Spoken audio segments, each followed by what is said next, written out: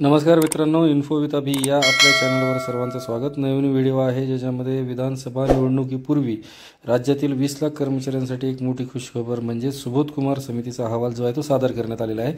जुन्या पेन्शनच्या संदर्भामधला हा व्हिडिओ आहे, तर व्हिडिओ शेवटपर्यंत पहा जेणेकरून आपल्याला लक्षात येईल की काय बातमी आहे।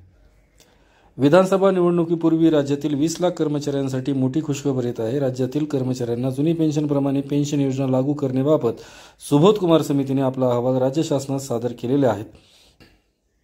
सुबोध कुमार समितीने केलेल्या शिफारसीनुसार राज्यातील कर्मचाऱ्यांना जुनी पेन्शनप्रमाणे पेन्शन योजना लागू करायची असल्यास राज्य शासनास तब्बल 3500 कोटी रुपयांची तडजोड करावी लागणार आहे।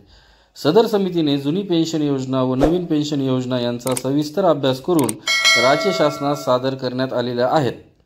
तसेच सुधारित राष्ट्रीय पेन्शन योजनाऐवजी जुनी पेन्शन योजनाच राज्य कर्मचाऱ्यांना अधिक फायदेशीर ठरेल असे सदर अहवालामध्ये पटवून देण्यात आलेले आहेत।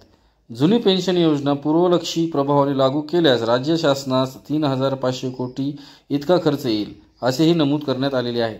सुधारित राष्ट्रीय पेन्शन योजनास देखील राज्य कर्मचाऱ्यांकडून विरोध होत असल्याने सुबोध कुमार समितीचा अहवाल राज्य शासनाकडून नेमका कोणता निर्णय घेतला जाईल याकडे सर्वांचे लक्ष वेधले आहे। सुधारित राष्ट्रीय पेन्शन योजनांमध्ये देखील जुनी पेन्शनप्रमाणे पेन्शन लाभाचे तरतूद नसल्याने कर्मचाऱ्यांकडून जुनी पेन्शन योजना लागू करावी अशी मागणी करण्यात येत आहे।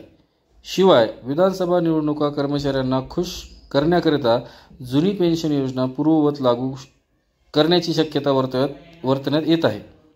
सदर सुबोध कुमार समितीचा अहवाल राज्य शासनाने स्वीकारला असून पुढील 2 महिन्यात याबाबत निर्णय होण्याची शक्यता वर्तवण्यात येत आहे।